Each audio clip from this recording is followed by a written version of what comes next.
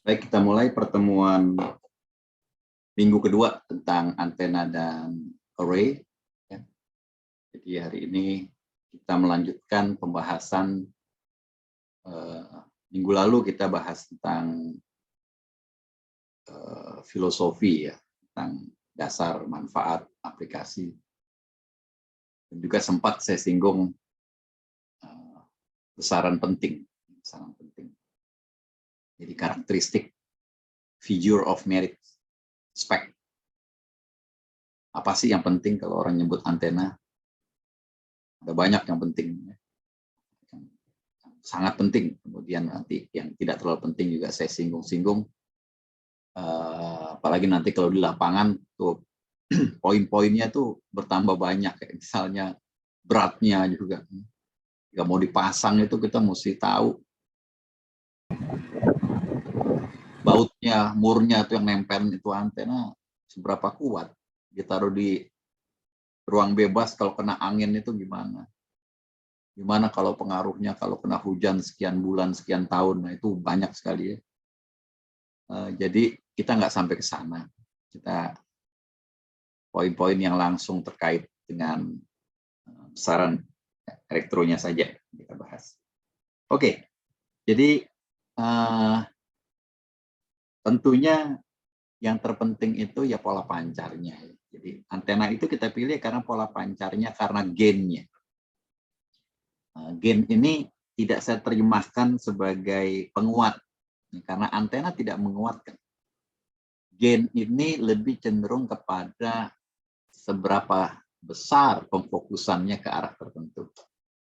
Jadi kalau antena itu gainnya, jadi nanti Anda akan lihat ya, gain itu bisa dinyatakan dalam linear, misalnya 1, 2, 2,5, atau yang sering dinyatakan dalam besaran logaritma, desibel. Ya. Dalam desibel itu tinggal Anda hitung 10 log. Ya, 10 log. Ya, bisa dilihat gitu. Jadi ketika kita bahas tentang gain ini nih, kita bisa kita membahas tentang gain, seberapa fokus antenanya. Kalau 10 dB, 20 dB, 30 dB, 50 dB itu fokus sekali. Antenanya gainnya 0 dB, Pak. Nah, nanti kalian akan belajar 0 dB itu maknanya apa. Antenanya gainnya yang banyak itu ya sekitar beberapa 6 dB, 7 dB itu yang banyak. Ya, jadi ini satu paket nanti nih. Ya, sebenarnya satu paketnya bertiga ya. Pertama pola pancar. Bagaimana sih energinya itu dibagi ke lapangan, ke udara oleh antena. Seperti yang minggu lalu saya ceritakan, nanti kita akan singgung juga ya. Nah, polarisasi ini nggak besaran penting. Sebenarnya sederhana ini polarisasi. Medan listriknya kemana? Tegak, vertikalkah, horizontalkah, miringkah, atau berputar? Gitu. Penting nggak? Penting ternyata ya. Walaupun sederhana tapi penting. Karena gara-gara salah polarisasi nggak nerima sinyal kita. Nanti kita bahas. Nah, ini juga satu paket nanti. Impedansi ini kaitannya dengan faktor refleksi. Yang minggu lalu udah kita bahas, faktor refleksi. Jadi antena itu jangan merefleksikan gelombang. Kalau merefleksikan gelombang sayang, habis nanti. Udah dikirim habis.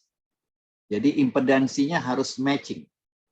Ya, seringkali itu kita gunakan besaran di katakanlah ya, di hampir semua sistem wireless itu 50 ohm. Hampir di semua. Ya. Hampir di semua aplikasi wireless dia 50 ohm. Tapi ada juga yang 75 ohm. Antena Yagi yang ada di rumah kita itu 75 ohm. Jadi kalau kalian rancang dengan simulasi, hati-hati jangan bilang 50 tapi 75. Nanti ketika diukur beda. Dan yang terakhir ini tentu bandwidth. Ya, bandwidth.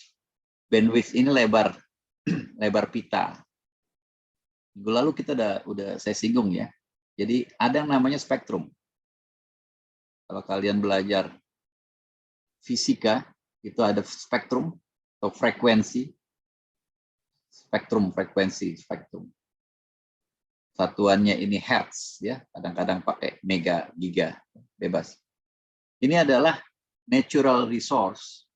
Jadi sumber daya yang diberikan oleh alam ke manusia. Ternyata sangat bermanfaat. Bukan cuma air, udara aja yang bermanfaat. Spektrum juga bermanfaat. Spektrum frekuensi adalah nyawa dari komunikasi wireless. Kalau tidak ada spektrumnya, tidak ada komunikasi wireless. Jadi wireless hidupnya karena frekuensi spektrum yang diberikan, yang dialokasikan. Contohnya, FM itu sekitar 100 mega. Katakanlah di sini 100 mega. Ada frekuensi, ya ini supaya gampang aja ya.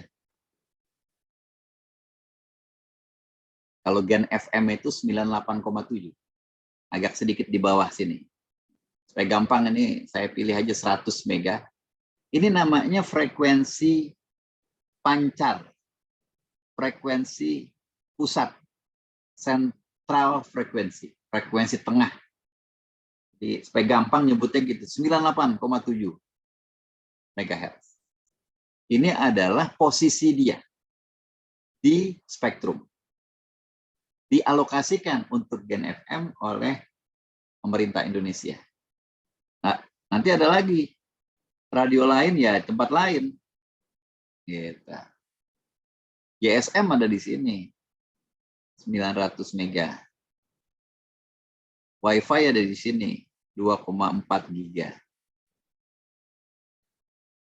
Nanti ada aplikasi 5G yang 28 giga di sini. Gede banget nih. Ada juga aplikasi WiGig. Nah, aplikasi WiGig udah pernah dengar ya. Kalau di sini WiFi namanya. WiFi. WiFi itu 2,4 sama 5,8 giga. Ada lagi WiGig. Itu di 60 giga. 60 giga. Ini bekerjanya di 60 giga. Dia seperti, ya katakanlah seperti WiFi. Tapi lebih point to point. Nah, jadi setiap aplikasi itu ada posisinya yang dialokasikan, dikasih, disewa, bayar. Ya. Kalau ini unlicensed kita bilangnya. Tapi aplikasi-aplikasi yang lain ini bayar. Nah, di samping frekuensi tengah yang dimiliki oleh masing-masing aplikasi, dia memiliki bandwidth. Ya. Ini, saya nggak tahu kalau FM berapa ya. Mungkin beberapa kilo kali. Mungkin 1 mega, saya nggak tahu. Ini bandwidth. Di WiFi juga ada bandwidth-nya, 1 mega atau 3 mega atau berapa. Di 5G juga ada sekitar berapa, 5 mega, 7,5 mega. Ada, ini namanya bandwidth. Bandwidth. Ini juga nyawa dari komunikasi wireless. Jadi bukan cuma punya frekuensinya aja di sini, tapi juga lebarnya.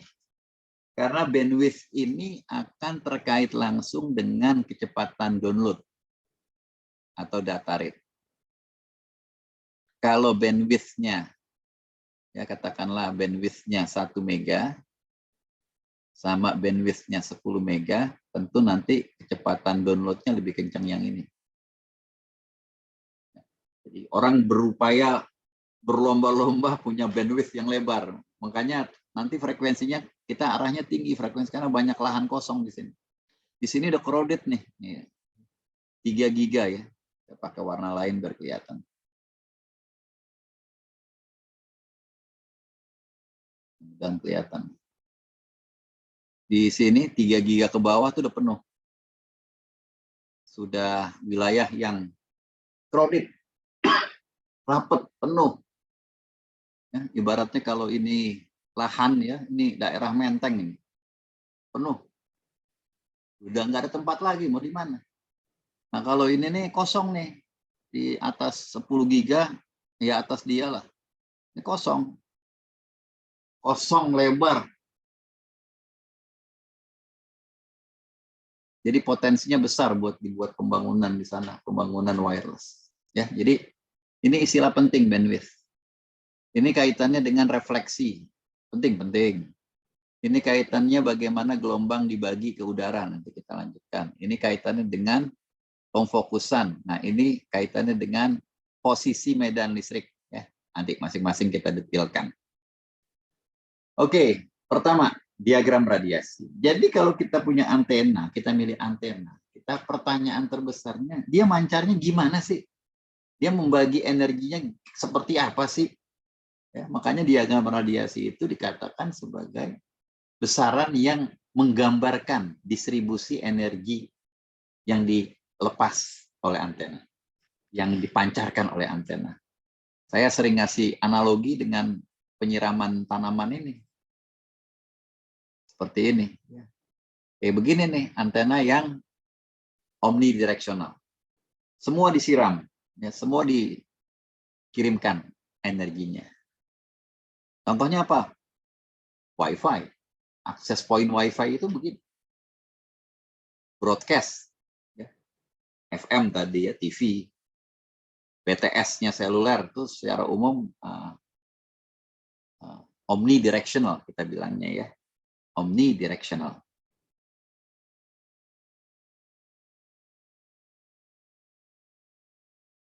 Memancarkan energinya pada suatu bidang tertentu sama rata. Kemana? Ke atas permukaan bumi dia upayakan tuh. Ke arah sektor manapun. Jadi tidak ada yang difavoritkan. Ya kecuali dia di posisi yang kurang menguntungkan, di pojokan gitu misalnya. Tetapi banyak sekali juga antena yang sifatnya seperti ini, direktif. Ya, ini direktif antena. Antena direktif. Antena yang mendireksikan energinya ke arah tertentu. Fokus ke arah tertentu. Contohnya antena satelit. Dari bumi, nembak ke satelit. Jadi kelebihan antena direktif ini dia bisa jarak jauh. Gainnya tinggi. Itu kelebihannya. Kekurangannya ya jangan gunakan benda seperti ini untuk menyiram banyak tanaman. Nggak bisa. Ya. Jadi kekurangannya. Jadi kelebihan-kekurangannya itu ada. Nah sekarang pinter-pinternya insinyur untuk memilih antena yang tepat. Ya. Jadi tidak ada antena yang lebih baik dari yang lain. Hanya tergantung aplikasinya. Ya nanti akan kita lihat beberapa contoh. Jadi intinya distribusi energi ke udara ke ruang 3 dimensi, ya 3D. Yang kita harus belajar 3 dimensi. Anda sebagai insinyur harus punya vision, bayangan, wah gambar 3 dimensi di kepala saya kayak gimana ya. Matematika itu bantu dengan sudut.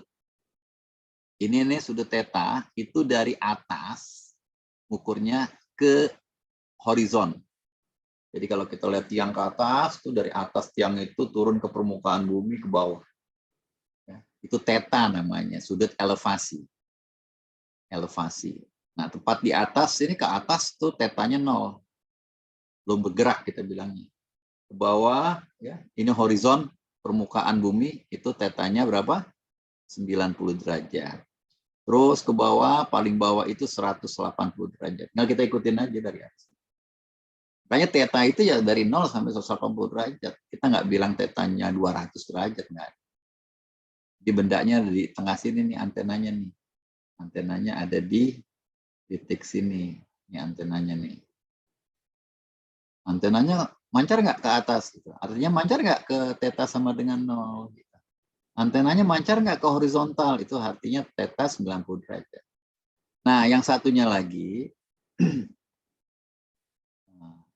jadi karena 3 dimensi, maka nanti ada 2 sudut, yaitu sudut, kalau ini sudut elevasi, ini sudut azimut. Azimut, kalau ini elevasi. Ingat elevator. Elevasi. Ingatnya elevator. Elevator itu naik atas bawah. Elevator. Maka elevasi itu atas bawah. Azimut itu horizontal. Ya. Jadi elevasi ini nanti ketika Anda ingin buat antena radar buat angkatan udara, yang penting elevasi. Karena naik ke atas. Kalau azimut ini penting buat antenanya angkatan laut. Ya.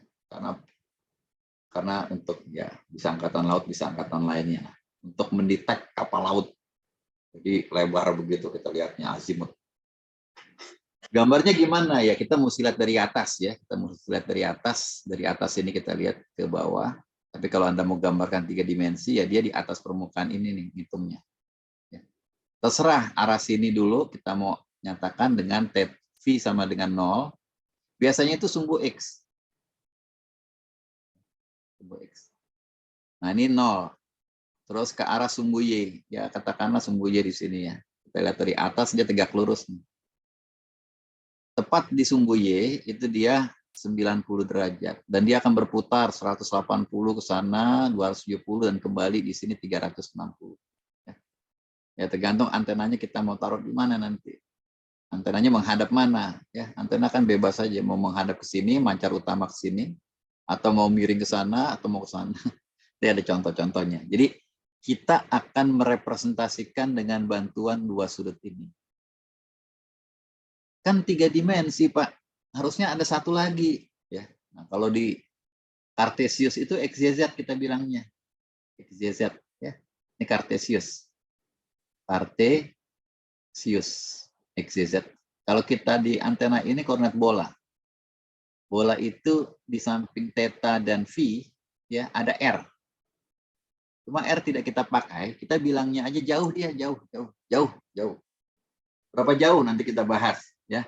Kalau tergantung frekuensinya dia nanti. Sudah belajar ya frekuensi. Tadi frekuensi sudah belajar. Kemudian kalau kita udah tahu frekuensi, kita akan bisa dapati lambda. Ya, apa lambda? Panjang gelombang. Panjang gelombang. Wah ini satu besaran yang terkait langsung. Dan biasa kita hafal. Lambda sama dengan C per F. C itu kecepatan cahaya. F ini sama frekuensi. Jadi gampang banget nih ngitungnya. Kecepatan sama dengan S per T gitu kan. Ini satuannya kilometer per jam atau meter per second biasanya kan kalau kecepatan cahaya. Ini sepersecond atau hertz. Jadi clear, sangat jelas di sini kalau frekuensinya besar, ya, maka lambdanya kecil. Tinggal dibagi aja nih. Oh besar Pak frekuensinya, berapa? Frekuensinya 60 giga, wah gede banget. Tapi kita biasa pakai 60 giga.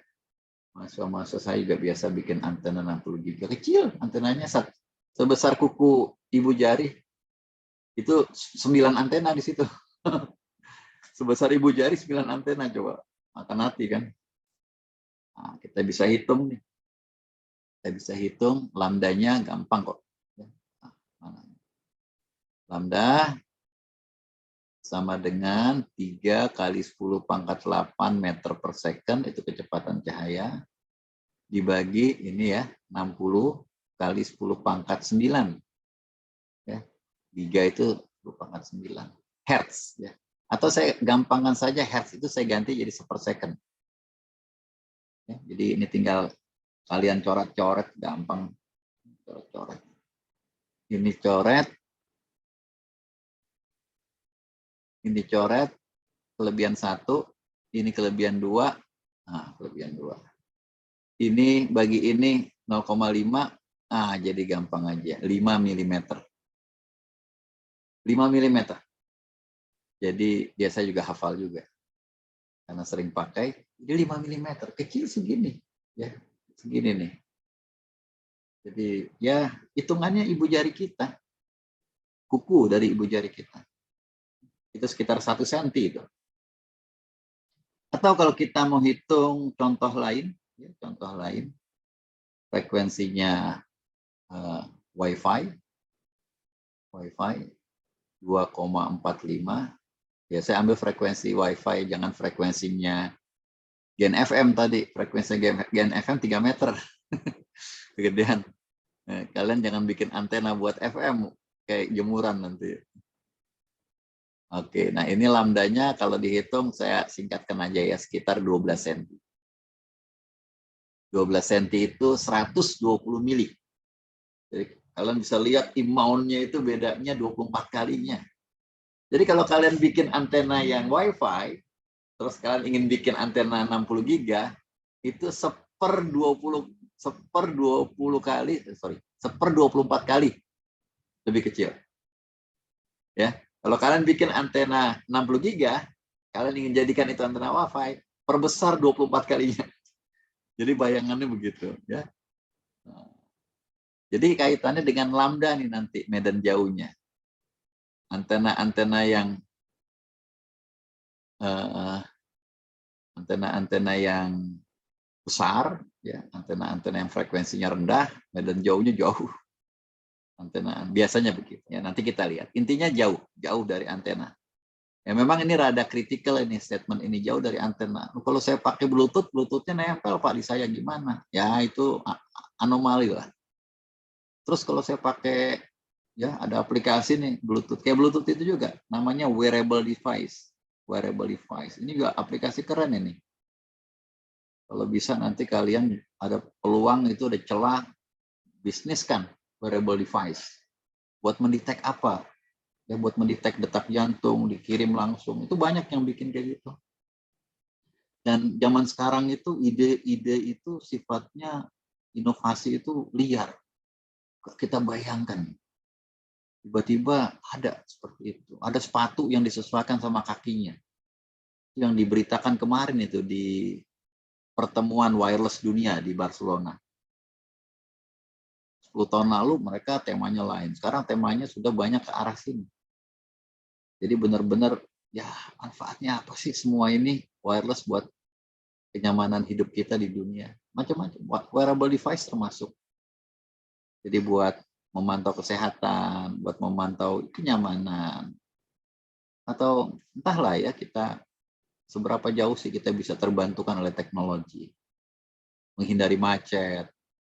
Jadi macam-macam. Ya. Oke. Nah, ini beberapa gambar terkait sama diagram radiasi. Saya ambil antena yang sederhana dulu, antena yang paling sederhana, yaitu antena dipole. Ya, ini antena mudah, murah, meriah. Cuma 2 batang kawat aja. Ini nanti kita connect nih ke kabel satunya lagi. Kadang-kadang dia dihorizontalkan jadi gini, kadang-kadang vertikal. Kadang-kadang dikombin jadi beberapa antena, jadi antena Yagi. Jadi antena dipole. Dan kalian udah lihat minggu lalu saya bahas, dipole juga dipakai dalam bentuk yang kompleks. Buat antena BTS, buat antena access point, buat berbagai macam antena. Di sini kita tampilkan sebelah kiri, tengah, diagram radiasi antena dipole dalam bentuk 3 dimensi. Sekali lagi, kita karena hidup di ruang 3 dimensi, maka kita juga harus mampu menggambarkan pola pancarnya 3 dimensi. Tidak begitu mudah untuk dilihat, kalian bayangkan donat aja deh. Ya donat tapi tengahnya nggak bolong gitu. Jadi kayak diputer begitu tuh, ser gitu ya, torus kita bilangnya ya. Nah, ini nggak begitu gampang emang 3 dimensi. Kita yang penting punya, oh ya kayak gitu. Oke. Nah, seringkali itu yang lebih enak buat dilihat adalah penggambaran 2 dimensi. Karena lebih kelihatan jadi sering dipakai. Gimana kita menunjukkannya? 3 dimensi ini kita potong ya. Pertama kita potong horizontal. Jadi donatnya itu kalian potong horizontal gitu. Nah, gambarnya jadi begini nih. Ini horizontal.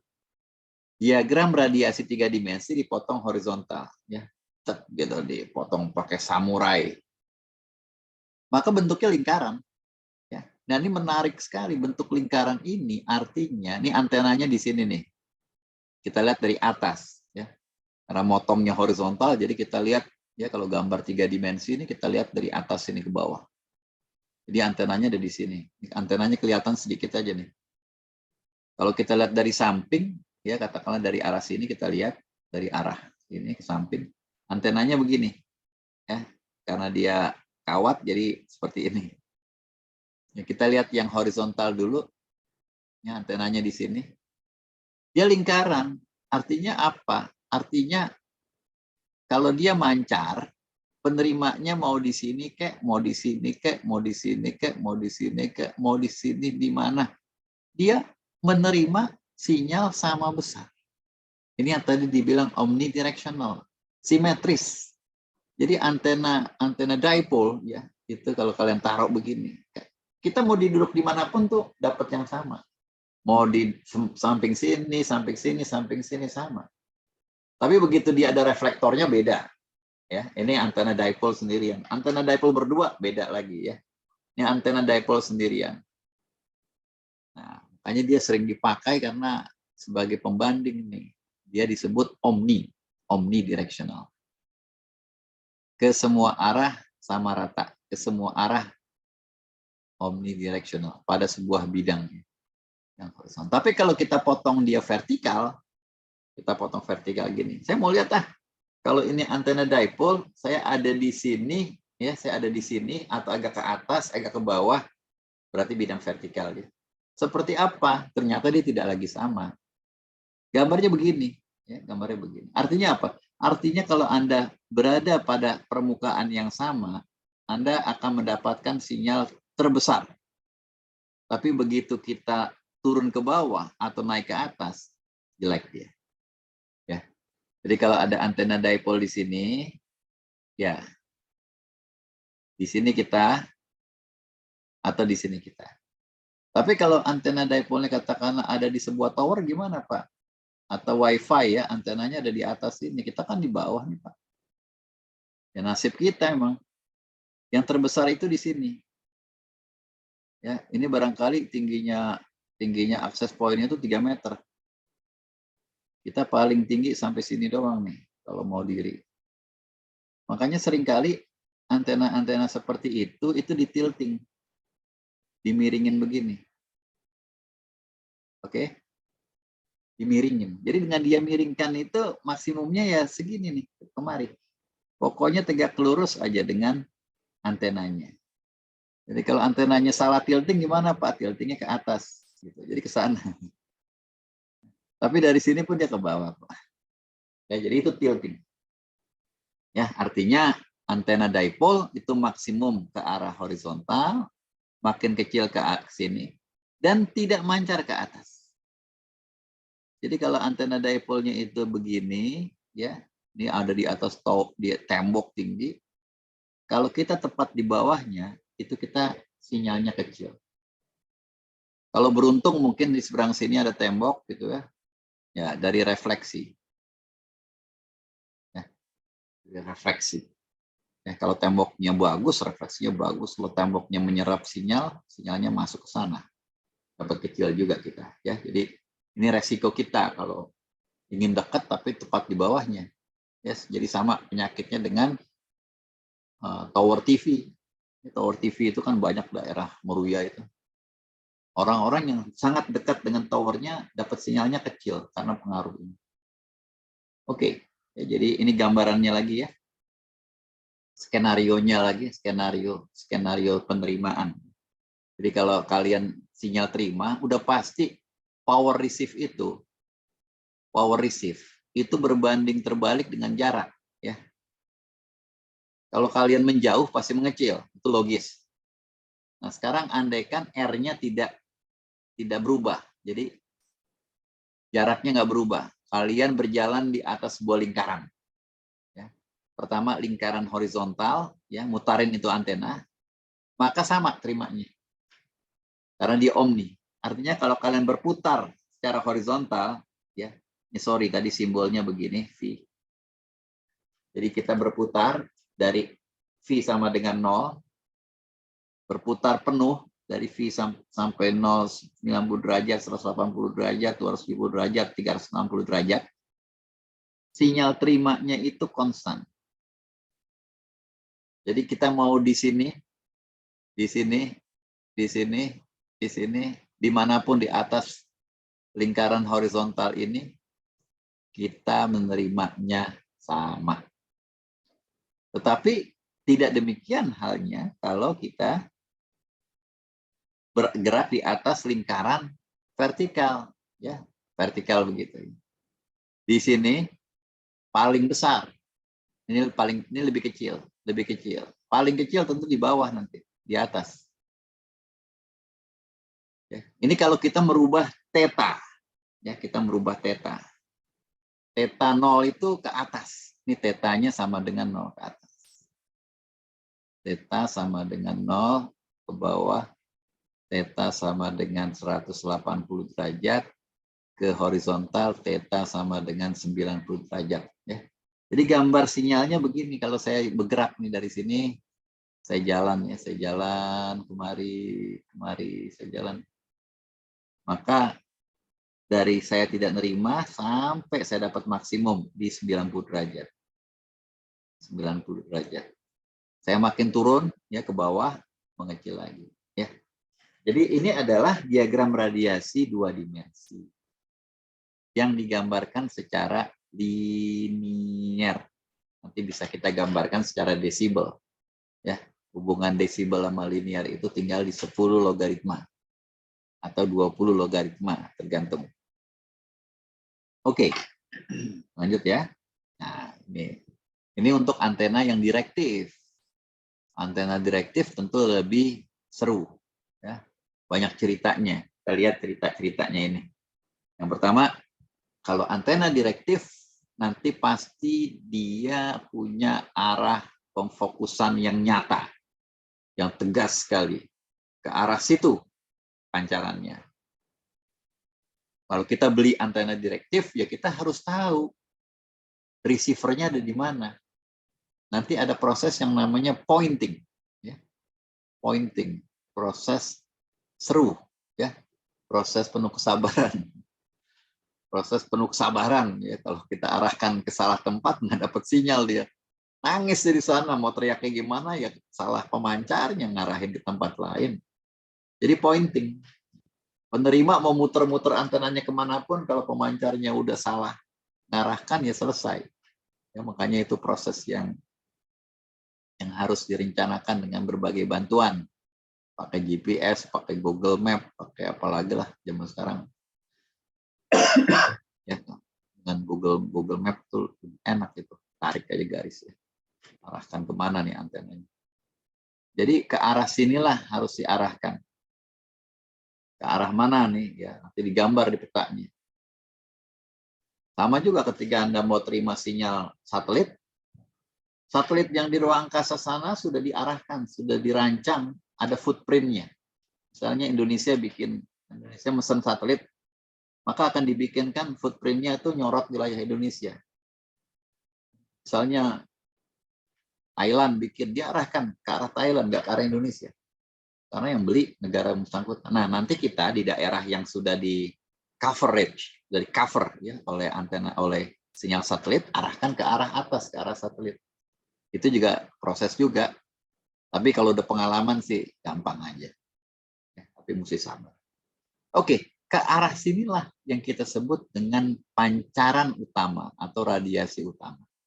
Bahasa Inggrisnya main lobe, pancaran utama.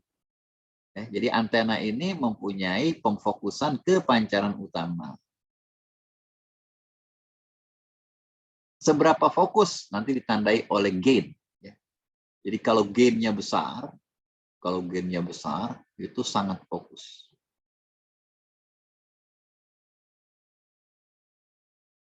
Biasanya kalau gainnya besar, beam width-nya, beam width ya. Bedakan beam width sama bandwidth. Ini beam, sorotan, lebar sorotan. Jadi kalau gainnya besar, maka lebar sorotannya kecil, tipis. Ya. Resikonya itu tadi, ketika dia tipis, kita pointingnya terburu-buru, nggak kena. Karena itu sorotannya itu lebarnya nggak terlalu. Tapi kalau jarak jauh sih biasa agak melebar. Oke. Antena yang gainnya sangat besar, maka dia akan sangat tipis. Jadi ditandai oleh lebar ini. Lebar ini tuh ditandai oleh apa? Daya setengahnya. Nanti kita akan lihat daya setengahnya atau medan listrik, medan magnet seperakar 2-nya. Ya, seperakar 2 itu 0,707. Ini dia di sini nih, garis putus-putus ini nih. Ya, keduanya itu minus 3 dB kalau bahasa logaritma. Jadi nanti ini jadi angka magic ini, minus 3 dB. Selalu kalian rancang filter, kalian ngukur filter, hampir semua aplikasi teknis itu bermain di batas minus 3 dB. Oke ya, jadi ini pancaran utama. Nah, sisanya apa nih? Sisanya ada pancaran samping atau side lobe. Antena-antena itu biasanya side lobe-nya ada beberapa, katakanlah ada 1, ada 2 ya, ke kanan, dan ada 1, ada 2 ke kiri. Ini simetris ya. Ada juga yang nggak simetris. Ini namanya side lobes. Ada beberapa. Nah, yang penting itu seringkali adalah posisinya di berapa derajat. Karena ini potensi bikin masalah. Kalau bikin untung nggak masalah, tapi kalau bikin masalah jadi masalah. Pertama, ke arah mana, kedua tingginya berapa nih. Nah, itu biasanya kita ukur ke atas nanti. Berapa dB di bawah maksimum. Nah, ini seringkali jadi besaran penting. Termasuk juga back lobe, pancaran ke belakang. Ya, kalian bisa lihat nih, kalau ini 0 derajat, ini Pi ya, Pi itu 180 derajat. Jadi kalau ini ke depan, ini ke belakang. Ya, ini namanya back lobe. Ini juga harus berapa dB di bawah pancaran utama. Jadi antenanya itu mancar ke depan. Dia mancar ke belakang juga. Nah, itu nggak apa-apa. Yang penting cukup kecil. Jadi kita bisa abaikan. Ya. Nah, ini zero. Ke arah sini zero, zero. Sebenarnya zero nggak ada ya. Tapi dia angka yang sangat kecil nanti. Tidak ada zero, tapi bisa kita anggap zero karena sangat kecil. Insinyur bilangnya begitu. Nah, ini biasanya nih ya ke arah sini ya, kalau ada interferensi kita arahkan ke sini, jadi nggak masalah. Oke, nah ini contoh perhitungan bisa untuk lebih memahami. Ini data lama ya, saya bikin slide ini dari tahun 2004. Jadi saya pakai tipe antena lama, ini perusahaannya udah babak belur dihajar Huawei. Nah, dulu di tahun 96-an, 97-an ini dunia hampir semua pakai Kathrein. Di Indonesia juga hampir semua BTS-nya Kathrein. Ini cuma contoh aja. Jadi tipenya sekian, diberikan diagram radiasi atau diagram pancar horizontal, diagram radiasi vertikal yang warna hijau ini ya. Jadi ini cuma ingin ilustrasi aja lah. Jadi ada yang horizontal, itu yang warna biru ya, yang horizontal. Jadi kalau kita lihat antena-antena BTS itu biasanya bentuknya kurang lebih seperti ini ya. Coba saya gambarkan dengan warna yang terang. Antenanya biasanya bentuknya seperti ini. Ini reflektornya di belakang, ini antenanya. Biasanya memanjang begini ya. Nah, biasanya panjang begitu nih, putus-putus. Nah, ini antenanya ditutup oleh cover, oleh radom kita bilangnya, untuk menghindari pengaruh cuaca. Nah, biasanya dipasang begini ya. Ini arah utamanya ke sana, ke depan. Nah, arah horizontalnya ini yang warna biru ini ya muter begini. Kita bilangnya arah Pi. Kemudian arah vertikalnya ya biasanya saya pakai warna merah aja. Diukurnya itu ya dari atas ke bawah. Karena ini tetanya 0, sesuai dengan gambar ini juga. Tetanya 0, kemudian turun ke sana ke horizontal, jadi ke sini itu arahnya theta 90 derajat, dia pas dari gambar ini 180, sorry. Nggak apa-apa, nanti kita bisa atur ya. Sini nih, ke sini 0. Ini sebenarnya 90 derajat sini. Terus ke bawah. Jadi bisa kita bayangkan ini tuh arah pancaran utamanya sana. Jadi kalian bisa lihat dengan jelas sekali ya, beda antara diagram horizontal dengan vertikal. Vertikal yang warna hijau itu lebih fokus. Ya. Lebih fokus, jelas. Yang horizontal ini melebar. Ya, tinggal kita ambil batasnya ini di minus 3 dB di sini. Kira-kira ya, minus 3 dB. Ya, kalau kalian gambar bisa di sini, bisa agak ke atas ke bawah. Kalau saya tarik garis putus-putus, kira-kira aja. Jadi yang horizontal itu batasannya dari sini ke sini. Entah berapa derajat bisa diukur ke bawah. Ini adalah wilayah kerja antena di bidang horizontal. Jadi kalau kita terjemahkan ke bidang ini, dia mancarnya nanti kemari nih. Coba saya pakai warna lain lagi. Mudah-mudahan kelihatan. Ini tengahnya di sini. Nah, agak ke kiri itu sampai di sini, agak ke kanan sampai di sini. Jadi pancarannya itu dominan ke sana dan ke sana. Jadi sektor ini di arah horizontal. Terus kalau ini gimana Pak di sini? Jadi dapat kecil, dapat sekian mungkin, dapat sekian, dapat sekian. Nah ini kalau ke belakang, ya ini dapat ke belakang sini. Kalau ke belakang. Jadi kalau ke sini nih ke arah samping tentu 90 derajat yang ini. Sekitar segini, minus 10 dB. Jadi masih bisa dapat tapi udah berkurang ya ke arah sana. Itu kalau horizontal. Kalau vertikal gimana? Kalau vertikal ini lebih tipis. Ya lebih tipis segini nih wilayahnya. Jadi kalau kita bayangkan gambarnya ini harus dari samping ya. Saya gambar lagi lah antenanya dari samping ya, tapi bentuk yang small version dari samping. Jadi kita lihat dari arah dari arah sini ya ke samping. Maka ini arah vertikal ya, ini tetanya ke atas. Maka antena ini pancaran utamanya kan ke sana. Karena ya ini di tengah-tengah. Karena ini tipis sekali, mau berapa derajat ini? Mungkin cuma 5 derajat, 4 derajat ya. Maka dia sektornya itu tipis sekali.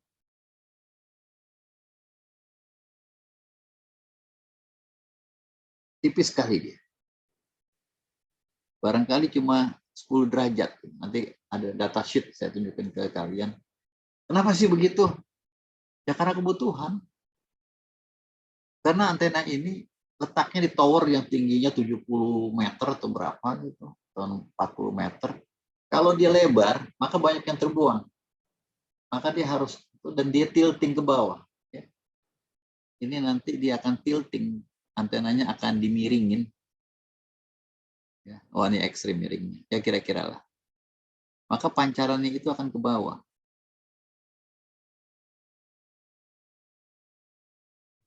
Daripada terbuang ke udara, kan terbuang ke udara. Oke, ya jadi di sini kita bisa kira-kira lah, kita bisa ukur ini berapa sih sudutnya. Ya, kalian bisa ukur nanti di slide-nya akan saya bagikan di post ya. Udah kalau nggak salah udah saya bagi di post, kalian bisa download. Kira-kira lah di sini kalau menurut perhitungan saya di slide ini berapa? Nggak ada ya. Saya nggak bikin. Saya nggak bikin. Ya kira-kira lah di sini berapa. Kalau dari sini ke sini sekitar ya, ini kalau saya lihat garisnya ya. Garis putus-putusnya nih, garis putus-putus ini nih. Garis putus-putus ini. Dari sini ke sini itu 30 derajat. Ini berapa segini nih ya? 5 derajat kali, kira-kira lah. Dan memang kadang-kadang mesti di zoom biar kelihatan atau di data sheet-nya ditulis ya. Beam width-nya sekian derajat. Yang jelas ini beam width-nya besar sekali ini. Ini adalah beam width horizontal. Nah, kalian bisa kira-kira lebih baik lah di sini ya. Ini kan sekitar berapa nih tengah-tengahnya ya? 225 mungkin di sini. Ini berapa? Sekitar 135. Tinggal dikurangi aja dapat ini. Berapa? 40-an atau berapa. Kemudian peredaman energi pada pancaran samping ke satu. Nah ini first side lobe untuk yang vertikal. Ya kira-kira lah sini. Ini tidak simetris karena pengukuran. Jadi kalian kira-kira ini berapa sih nih? Sekitar minus 14 kali Pak ya. Ya kira-kira lah. Orang insinyur seringkali kira-kira karena pakai gambar, kalau mau pakai diukur pakai penggaris atau gimana. Kalau saya nebaknya nih sekitar minus 14, minus 14,3 terserah lah. Yang jelas ini bukan minus 10. Bukan minus 10, bukan minus 12 ya. Minus 12 agak ke atas ini. Bukan minus 17, minus 17 di bawah sini ya. Insinyur pakai perasaannya kurang lebih begitu. Nah, jadi sekitar 14 dB di bawah maksimum. Ini kita bilang peredaman energinya.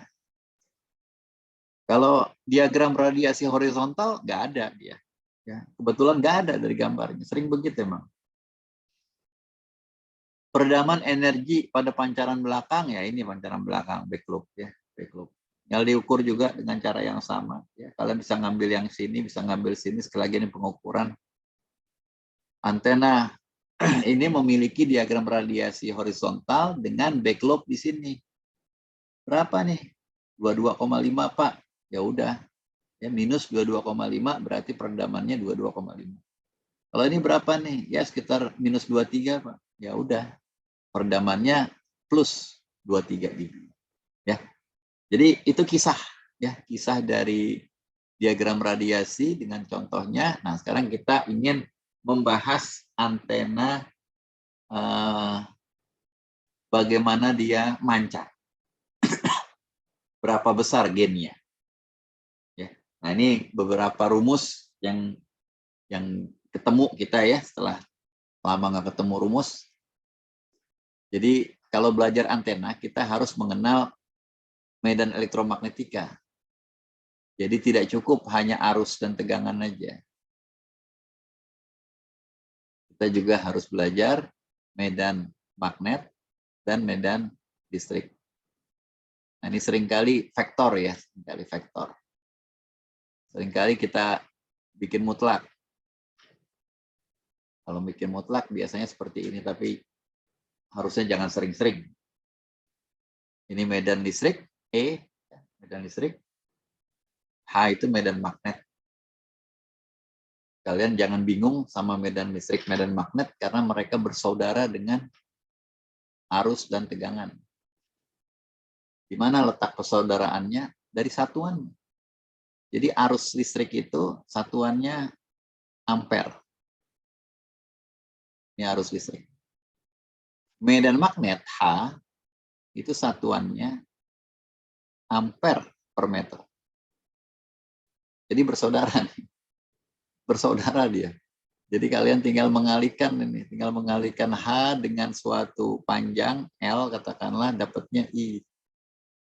Ini yang ditemukan oleh Oersted ini. Ini berupa lingkaran nanti. Nah, medan magnet itu berputar.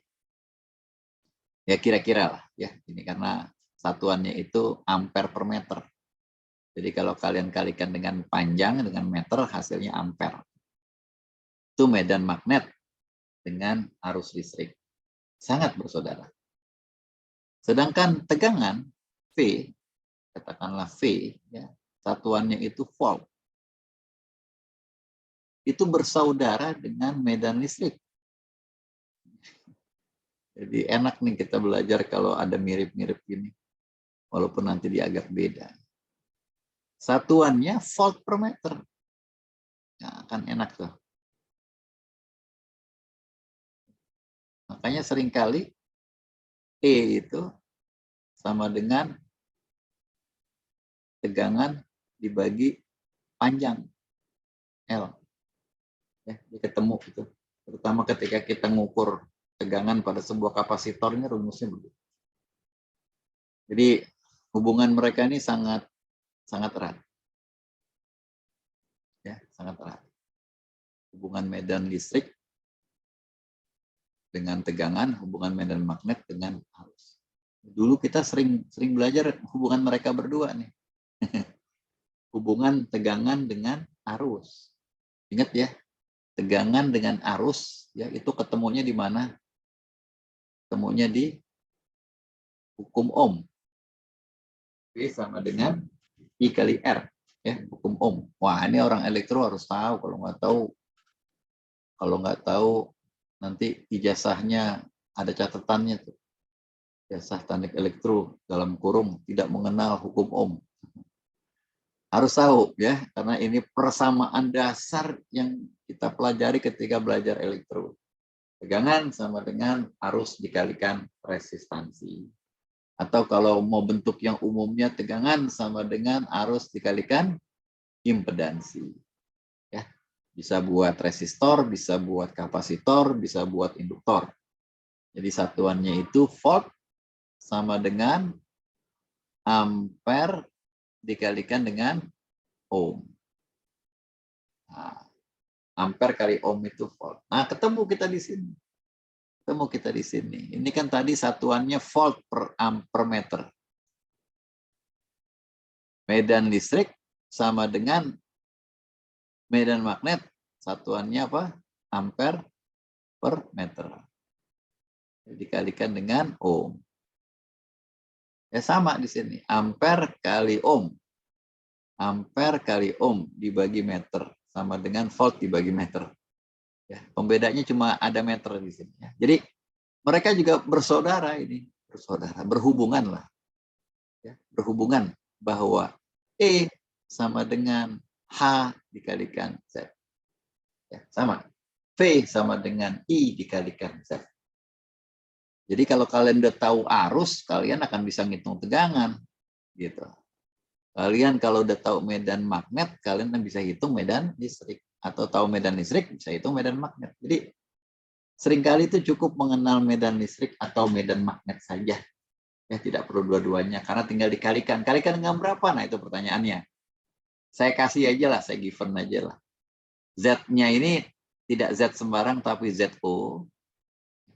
Besarnya berapa? 120 pi ohm atau sekitar 377 ohm. Ini yang disebut dengan impedansi ruang bebas. Jadi syaratnya ada di ruang bebas. Bukan gelombang yang masuk ke dalam air. Ada gelombang yang masuk ke dalam air itu berubah. Ada gelombang yang masuk ke dalam tanah itu berubah. Ada gelombang yang masuk menembus tembok. Jadi aplikasi wireless itu kalian jangan hanya pikir buat komunikasi seluler, wifi aja, enggak. Ada aplikasi hebat sekali itu namanya non-destructive testing. Non-destructive testing itu mengetes, mengecek tanpa merusak. Ya, misalnya ingin mengetahui crack yang ada di tembok. Ya, ada tembok nih bagus baru dibikin nih. Kita ingin ngecek nih beneran. Pemborongnya ingin ngecek nih beneran nggak nih? Atau yang memberikan modal pemborongnya kerja bener nggak nih? Kalau pakar bangunan itu diketok-ketok mah dia tahu dia. Kayak mau beli duren ya, kalau mau di duren kan ketok-ketok, durennya mateng nih. Kalau pakar bangunan tahu diketok. Kita orang elektro kasih alat, bikinin alat buat orang awam. Nih pakai ini. Gelombangnya dikirim ke tembok, nanti gimana respon tembok itu kita tahu dalamnya kopong nih, ya. Atau ada juga ground penetrating radar. Ya namanya, itu menembus tanah. Kita ingin tahu aspalnya itu betulan enggak. Atau di bawah ada ranjau enggak. Atau di bawah ada lubang besar enggak. Wah, itu penting. Penting buat dimiliki oleh PUPR itu ya. Untuk mendetek katakanlah ada kandungan mineral apa di bawah itu untuk Kementerian Pertambangan. Gitu ya. Ya, jadi gelombang elektromagnetik atau gelombang wireless itu banyak sekali aplikasinya. Salah satunya komunikasi. Dan semua pakai antena pasti. Ya, karena antena itu ujung akhir dari wireless. Oke, jadi keduanya terhubung dengan cara yang mudah ini dengan ZO sama dengan sekitar 377 ohm. Ya. Nah, dari situ kita akan bicara mengenai energi. Ya, karena energi ini yang penting. Energi ini nih, ya. Nanti kita ketemu nih daya ya, daya. Daya itu kan energi ya. Tinggal kalian hitung aja P kalikan T itu energi. Ya. Kalau kalian pasang ini satu hari ya kalikan dengan 24 jam kalikan dengan 3.600 second, dapatlah energinya dalam ya watt second atau watt hour nanti. Nanti kalau kita mau bayar jadi kilowatt hour. Nah, kita ingin kemari nih, ingin ke energi. Kenapa ingin ke energi? Karena ini yang penting. Ini yang kita bayar, ini yang kita dibayar.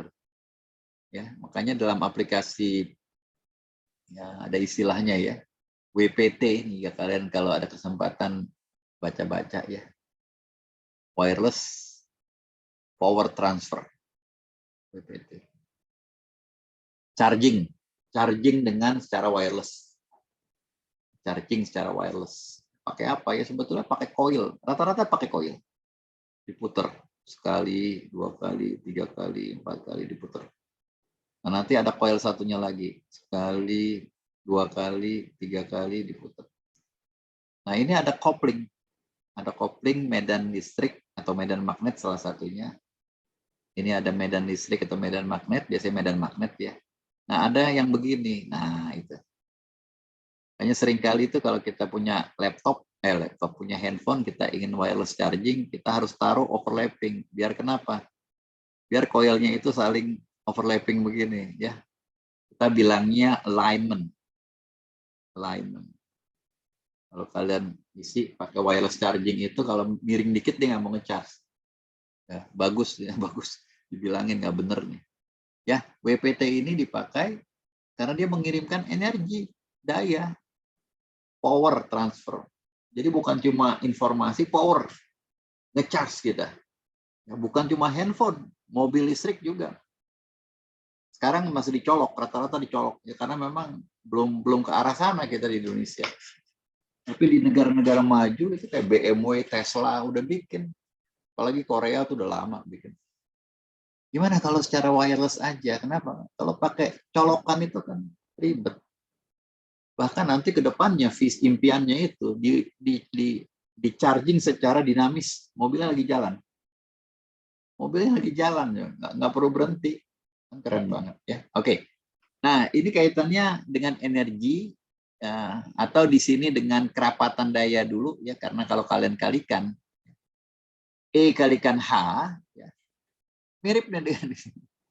Kalau kalian belajar zaman dulu inget ya, power itu sama dengan V dikalikan I. Ya, power itu sama dengan P kali I. Itu diingat itu. Diapalin. Ya. Jadi volt dikalikan ampere. Itu power. Jadi kalau saya kalikan E dikalikan H, kalian ketemunya itu volt per meter dikalikan ampere per meter. Jadi meter-meter ini nih yang mengganggu nih. Jadi hasilnya itu power per meter atau watt per meter persegi. Kalau ini kan watt. Nah, selesai nih di sini kalau kalian bahas zaman dulu nih. Di sini belum selesai karena masih ada watt per meter persegi. Makanya ada istilah kerapatan. Nah, itulah yang mesti kita tangkap dengan bantuan luas. Luas apa? Salah satunya ini tadi luasannya. Kalau kalian bikin dia tidak line tapi misline, ya misalnya gambarnya begini nih. Ini tuh geser sedikit. Ya, maka cuma sepotong nih. Mas potong. Jadi tidak sempurna seperti ini. Ini sempurna, dapat semua dia. Kalau ini sepotong, nah berarti kita nggak bisa nangkap ini. Itu tugas penangkapnya nanti di sana. Nah, itulah tugas dari antena penerima. Nah, kita balik lagi ke antena pemancar dulu. Ini yang tadi saya katakan antena isotrop, antena yang paling adil.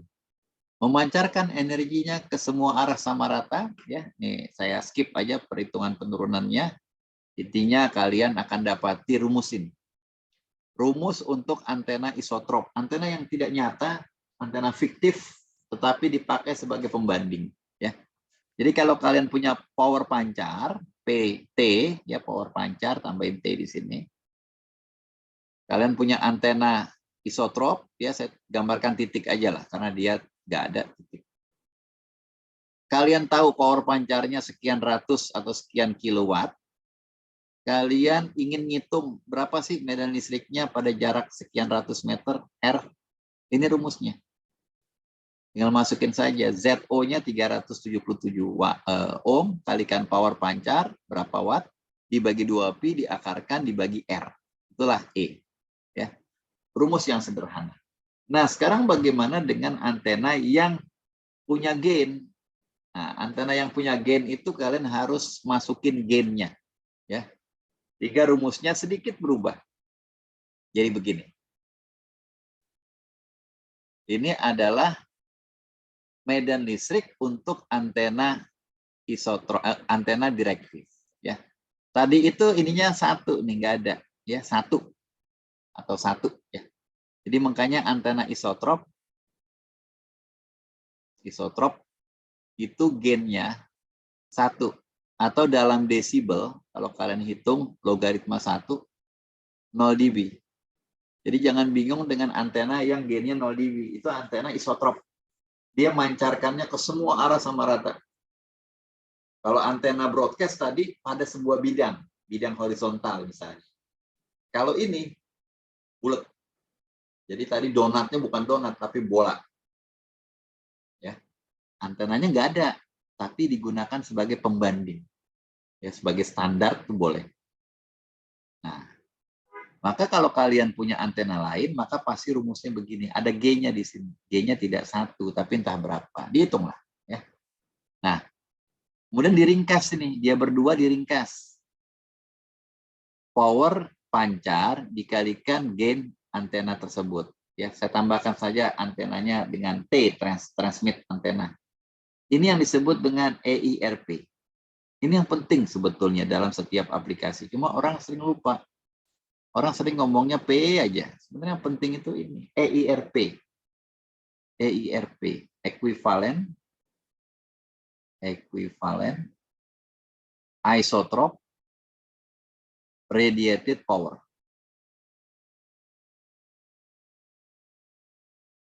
Ya.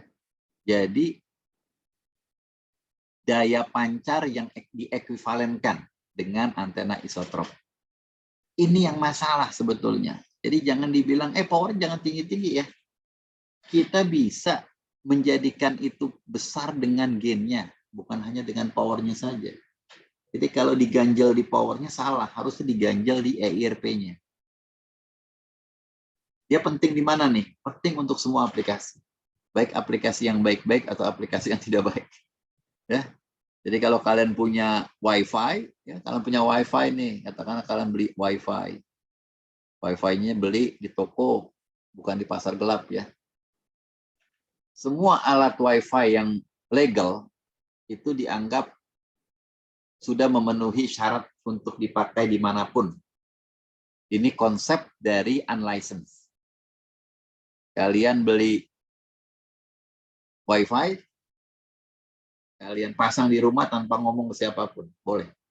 Itu konsep dari unlicensed. Tanpa minta izin dulu ke Pak RT atau tanpa minta izin ke Kominfo, ya. Syaratnya itu.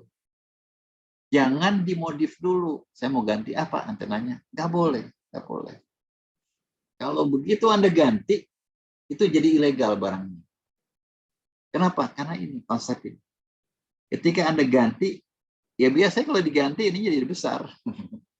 Bukan malah jadi kecil kan biasa kalau diganti. Biar jauh Pak, biar kencang. Iya, tapi itu nggak boleh. Menyalahi konsep unlicensed. Karena unlicensed itu berlaku dengan ketentuan ini yang sudah legal, sudah dijual. Begitu kita otak-atik, siap nggak dicek lagi bahwa ininya masih memenuhi, tidak mengganggu yang lain. Ya, oke. Nah sekarang kalau kita lihat, apa sih yang menyebabkan antena itu gainnya tinggi? Sebetulnya sederhana aja. Ya, sederhana. Kalian bisa lihat gambar ini. Ini adalah perbandingan antara antena isotrop yang warna merah, ya, dengan antena direktif yang warna hitam. Antena isotrop itu memancarkan energinya ke semua arah sama rata. Adalah antena yang super adil. Kemana aja saya kirim sama. Ya, mau ke arah depan, mau ke arah samping, mau ke arah belakang, mau ke arah sebelah sana, sebelah sini, sama semua tingginya. Konstan. Ini antena isotrop. Tentu antena yang seperti ini tidak selalu cocok untuk kita pakai. Ya. Kalian ingin ngirim ke sana, teman kalian ada di sana. Ngapain kirim ke sana-sana? Sama kayak nyiram tanaman. Saya hanya nyiram tanaman yang sana aja. Ngapain saya semuanya saya siram? Ya, jadi tidak selamanya antena isotrop ini positif. Maka dirancanglah antena antena directional. Apa bedanya? Sederhana aja sebetulnya. Ada wilayah-wilayah yang dipangkas. Ini wilayah-wilayah yang tidak saya inginkan pancar, Pak. Terus gimana sekarang? Saya pangkas. Saya bonsai. Jadi sekecil ini. Jadi sekecil ini. Karena ke arah sana saya tidak inginkan. Dan ada wilayah-wilayah, yaitu wilayah ini, yang saya prioritaskan harus besar, Pak.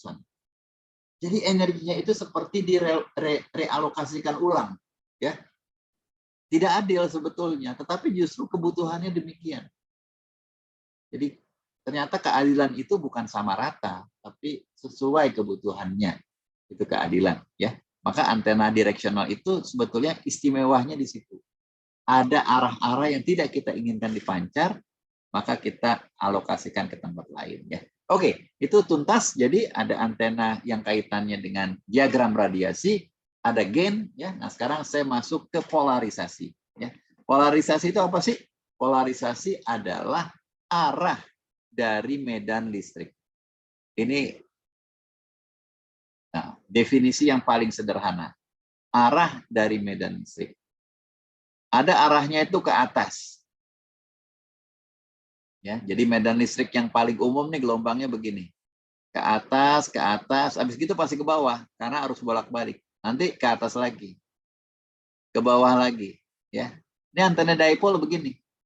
Jadi gelombang ini dihasilkan oleh antena dipol yang diarahkan vertikal. Ya. Terus kalau antena dipolnya tidur gimana, Pak? Kalau antena dipolnya tidur atau horizontal, maka medan listriknya juga horizontal. Ke kanan, ke kiri, ke kanan, ke kiri, ya. Horizontal. Itu yang disebut dengan polarisasi linear. Jadi antena Yagi, TV, juga beberapa aplikasi lain, saya rasa juga FM, itu horizontal. Kalau seluler, Wi-Fi, dan beberapa aplikasi lain, vertikal. Nah, ini seperti ini, naik turun. Gitu. Ya. Nah, ada juga aplikasi yang menggunakan polarisasi sirkular atau eliptis secara umum. Medan listriknya berputar. Medan listriknya berputar. Kadang-kadang vertikal, terus miring, jadi horizontal, miring kemana, jadi ke bawah, horizontal. Medan listriknya berputar. Jadi begini kalau jalan dia tuh, medan listriknya berputar. Nih, seperti ini berputar. Ya. Berputar medan listrik. Medan listriknya berputar. Buat apa sih? Ntar saya bahas. Berputar medan listriknya. Berputar. Ya. Di gambar ini kelihatan lebih jelas berputar. Jadi polarisasi yang berputar seperti yang gambar tengah ini polarisasi berputar, itu bisa kita ciptakan dari dua buah antena dipole. Yang satu vertikal, yang satu horizontal. Jadi dua buah dipole kita dekati begini, kita silangkan. Yang satu horizontal, yang satu vertikal. Itu bisa kita bikin yang sirkular seperti ini. Cuma syaratnya dia 90 derajat fasa berbeda. Kalau fasanya sama, dia gelombangnya miring. Medan listriknya jadi miring begini kalau fasanya sama. Ini kalau fasa sama. Jadi medan kita bilangnya polarisasi cross X, ya itu dipakai juga sih. Kadang-kadang miringnya ke sana, kadang-kadang kemari, makanya X. Nah, kalau mau sirkular ini harus seperti ini.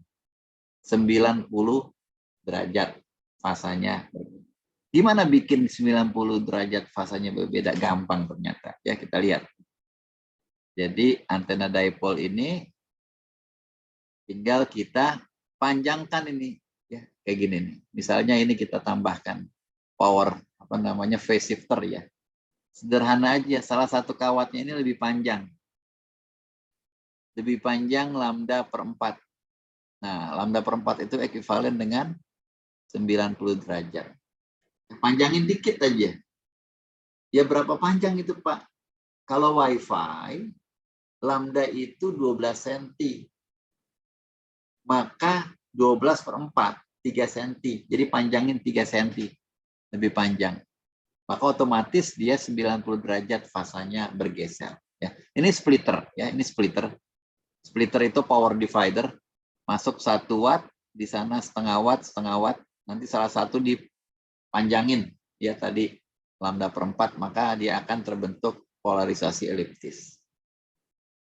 Polarisasi eliptis juga bisa diciptakan dengan antena kayak gini. Ini namanya antena helix, ya, dipakai buat komunikasi satelit. Komunikasi satelit keren. Jadi memang polarisasi sirkular itu kaitannya dengan gelombang yang menembus awan. Menembus air nih, lagi hujan ya. Jadi awan yang ada airnya itu, ya itu rese itu awan yang ada airnya.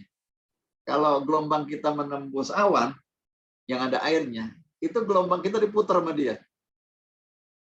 Itu masalah. Kenapa? Karena kalau kita punya antena pemancar yang polarisasinya vertikal kayak gini, kita juga harus penerimanya vertikal. Jadi penerimaannya optimal karena induksi. Jadi kalau pemancar Anda begini, penerima Anda begini, ya siap-siap sinyalnya kecil. Ya. Makanya pemancar sama penerima harus sepakat dulu. Saya mau begini, Pak. Ya ini begini. Minggu depan ubah, Pak, begini. Ya ini begini gitu. Ya. Nah, jadi harus sepakat. Nah, yang jadi masalah adalah dia udah sepakat nih. Di tengahnya ada awan. Awan yang bikin nggak sepakat. Datang begini, keluar dari awan begini. Ya, makanya dibuatlah sirkular. Kalau sirkular itu nggak masalah, mau datang keluarnya gimana, ya. Nah, ini salah satunya antena helix, nanti ada pembahasannya, kita bahas secara detail. Kemudian contoh lain dari pembuatan antena dengan polarisasi sirkular, ini antena buat RFID.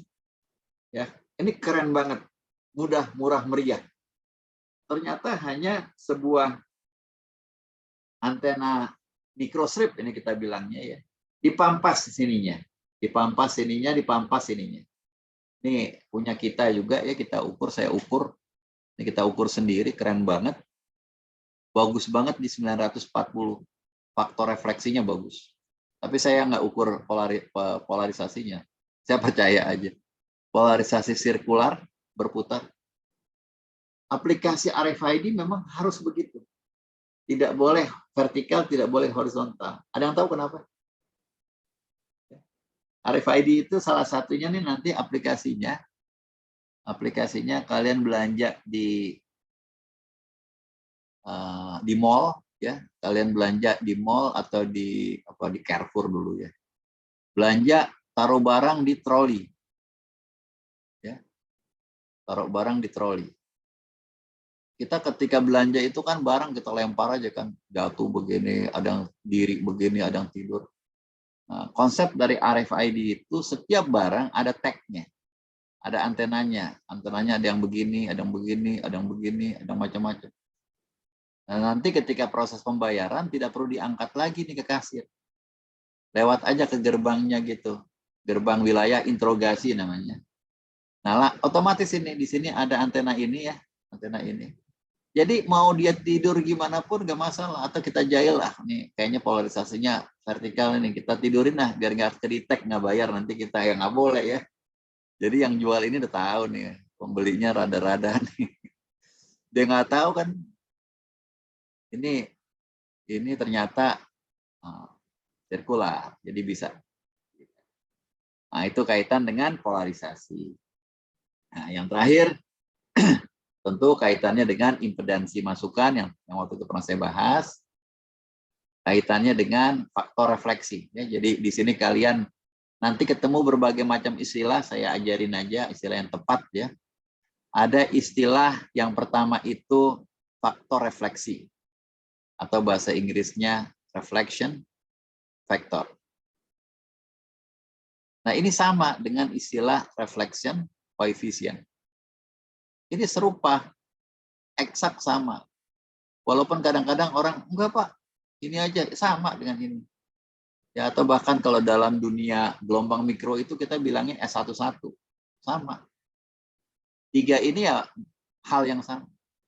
Yang agak beda itu return loss. Return loss ini beda. Return loss itu sama dengan negatifnya.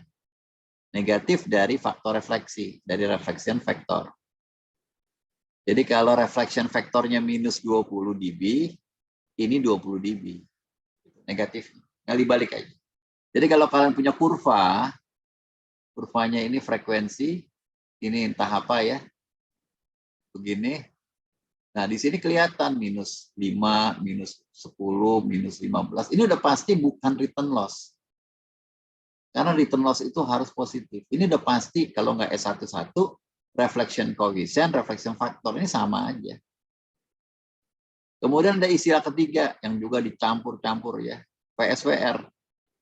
VSWR itu sama aja. Ini kalau satu sudah dikasih tahu, ini nggak perlu, ini nggak perlu. VSWR itu rentangnya dari 1 sampai tak terhingga. 1 itu ideal.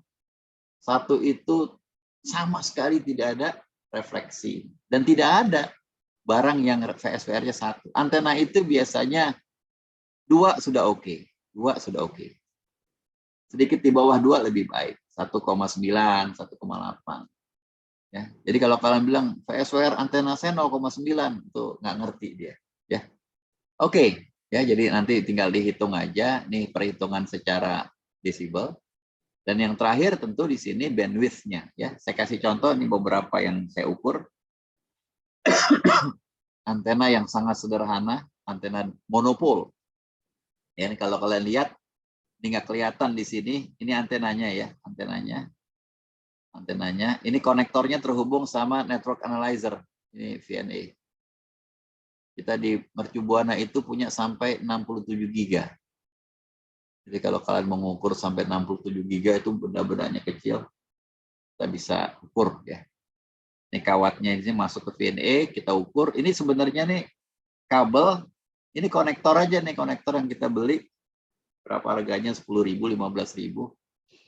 Ini konektornya ada di dalamnya, ini ada metal, cuma di luarannya dibungkus sama isolator. Ternyata bisa jadi antena dia. Ya, saya gampang aja, saya connect ke kabel, saya ukur. Ya, ini kebetulan sampai dari 1 giga ya di sini sampai 14 giga, ya tinggal dilihatin aja nanti berapa. Saya tampilkan ya di sini nggak begitu kelihatan, tapi masih kebaca S11 ya. 11 faktor refleksi. Dan ini semua pasti ya di bawah 0. Kalau di atas 0 itu penguatan. Antena itu bagus kalau di bawah minus 10 dB. Kalau faktor refleksinya S11-nya di bawah minus 10 dB. Jadi saya tarik aja nih garis ini. Jadi benda ini, entah apapun namanya, saya bisa gunakan jadi antena untuk frekuensi sini. Karena di bawah itu. Di sini saya pakai marker nih. Marker 1 itu sekitar 4,6 ya, 4,6 GHz. Faktor refleksinya minus 18, excellent gitu. Jadi kalian tinggal, nah di sini kita lihat di perlebar ya, saya zoom out, wilayah ini saya zoom out. Kelihatan di sini ya, dia bagus itu. Ini marker 2, marker 3. Ini tengah-tengahnya ini tadi saya ternyata ketika saya zoom dia 4,6 ya, tadi 5,9 berapa ya. Dan ternyata bagus sekali ketika di zoom minus 27. Ini batas kiri, batas kanan ya minus 10 ya, kalau kalian lihat ini jelas sekali. Batas kiri itu 4,193 giga, batas kanan 5,11 giga. Kalian kurangin ini ya, dikurangin itu bandwidth-nya. Bandwidth sama dengan 5,11 dikurangi 4,19 giga. Jadi kalau kita hitung ini sekitar berapa? 0,92 ya. 0,92 ya. 0,92 GHz. Kalau itu udah cukup ya udah, jangan diperlebar. Kalau kurang perlebar, kalau terlalu lebar persempit. Ya. Jadi bandwidth ini bukan suka-suka kita. Selebar mungkin, Pak. No, ya. Kalau kebutuhannya 400 mega, jangan bikin 500. Kenapa? Karena nanti noise masuk. Butuhnya 400, jangan bikin 500. Noise masuk itu rugi. Kalau kebutuhannya 500, jangan dibikin 400. Nanti ada data yang kepotong. Ya. Jadi kita harus sesuaikan sama speknya. Biasanya speknya juga nggak terlalu rigid. Jadi dia pakai toleransi juga. Ya. Nah di samping itu juga ditampilkan dalam bentuk Smith diagram. Ya, ini alat ukur modern zaman sekarang keren banget. Dan ini bisa di-save. Bisa di-screenshot buat laporan TA. Ya, jadi kalau kalian belajar saluran transmisi ini di sini itu perfect di sini. Ya, dia nggak perfect memang, tapi it's okay. Jadi kalau kalian sudah tampilkan ini, ya sebetulnya ini nggak perlu, tapi ini buat buat happy aja kita kasih lihat, ya. Dan apalagi ini nggak perlu VSWR, buat happy aja biar kita lihat, ya. Karena semuanya pasti di frekuensi ini bagusnya, udah otomatis. Ya, ini pasti 2 gitu di sini. 2 di frekuensi yang sama, udah pasti karena hitungan matematik aja. Ya, ini buat ini aja, buat kuliah aja. Nah, terakhir saya akan tampilkan datasheet, ya. Jadi kalian bisa belajar datasheet. Ini cuma contoh aja, ya. Nah, antenanya kebetulan tipe ini. Yang menariknya itu pasti di awal frekuensi kerjanya. Jadi kita ketika milih antena, ketika kalian rancang antena, ketika kalian barangkali kapan-kapan ya ingin bikin TA antena, ya, itu kalian pertama kali harus pastikan frekuensinya berapa. Jangan dibikin open, frekuensinya terserah nanti dapatnya berapa, Pak. Nggak boleh. Ini harus benar-benar dari awal kita pastikan saya mau 2,45 giga misalnya. Saya mau aplikasi WiGig misalnya. WiGig keren ini, 60 giga. Wah, antenanya kecil banget. Ini 900 mega kurang lebih, makanya antenanya juga cukup besar. Tingginya itu sekitar hampir 2 meter. Ya, hampir 2 meter. 1,934 meter. Ya, tinggi. Ya, kita bayangin nanti. Makanya penting ini. Tahu informasi ini ya penting. Ketika digotong ke tower itu jangan-jangan nanti pegawainya nggak sanggup lagi. Nah, ini penting ketika kita pasang nanti ada angin ya, ada angin. Wah, di sana anginnya gede, Pak. Wah, di sana tekanan anginnya sampai segini kekuatannya. Kalau tekanan anginnya lebih dari ini rubuh atau pecah atau apa dia nggak tahu ya. Jadi ini hal-hal penting ketika pemasangan. Tapi buat kita yang belajar elektromagnetik, yang belajar elektroniknya, yang penting yang atas. Ini penting frekuensinya. Ini polarisasi penting vertikal. Jadi dipasangnya begini. Nanti ada teknisi pasangnya miring, lebih gampang miring, Pak. Iya. Berantem nanti sama manajernya kalau dipasang tiduran ya, dipasangnya vertikal ya. Gainnya 17 dBi. Nah, ini menarik ya, 17 dBi ini udah besar. Kemudian ini juga penting buat kita beam width ya. Selalu kalau antena-antena seperti ini beam width vertikal itu lebih kecil ya, sampai 8,5. Ini 65. Jadi lebih lebar ini. Horizontal lebih lebar. Vertikal ya, bahkan di sini dia tilting itu, dia tilting ya biar panjangnya ke bawah. Kemudian ya impedansinya nih biasanya standar 50 ohm ya. Nah, ditampilkan juga front to back ratio. Jadi mancar ke depan sekian, mancar ke belakang berapa? 25 dB, lebih kecil dari ke depan. Kalau ke depan 17 dB ya, ke depan 17 dB, maka ke belakang minus 8 dB. Ya, nah ini sebenarnya nggak penting nih, tapi mungkin supaya pembeli lebih yakin, oh dia VSWR-nya di bawah 1,3 biar lebih yakin. Ya ini intermodulasi. Nah, ini konektornya ya, kalau kalian biasanya kalau powernya tinggi itu konektornya 7 DIN 716 female. Maksimal powernya 500 watt ya, jadi kita bisa ngecek ya. Ini yang menarik ya ukurannya. Nah ini satunya lagi, datasheet satunya. Kalau kalian lihat nanti tingginya lebih tinggi dari ini. Tingginya lebih tinggi dari itu sekitar 2 meter berapa ya. Nah, 2 meter 25 cm ini. Pengaruhnya sedikit naik. Kita tambahkan sekitar 30 cm ya. Kita tambahkan sekitar 30 cm itu lambda. Kalau frekuensi 900 mega itu lambda. Dia cuma naik 1 dB. Buat apa sih ya? Saya juga nggak tahu. Apa sih gunanya 17-18 dB? Nggak beda jauh. Oh, jualan kali dia ya. Udah kalau jualan beda. Powernya lebih kecil, lebih berat. Jadi ada beberapa. Ini ya lebih sempit. Tadi 8,5, sekarang 7,5. Kalau vertikal, kalau horizontal itu sama. Ya, saya cuma membayangkan kalau yang tadi itu ada 6 atau 8, ya, yang ini ada 9 gitu. Horizontal sama-sama 2 mungkin ya. Karena nggak berubah ini. Yang berubah cuma yang vertikal. Jadi dugaan saya itu lebih manjang itu karena ada tambahan pasangan dipol di bawah. Sama-sama yang lain ya. Yang lain juga nilainya sama semua. Ini juga kurang lebih sama ya. 400 Newton. Kalau tadi berapa? Oh, lebih kecil ya. Ininya 200 ya, mungkin karena antenanya lebih besar maka maksimal win-nya 180. Ya nggak tahu di atas itu. Makanya nanti mesti survei angin juga.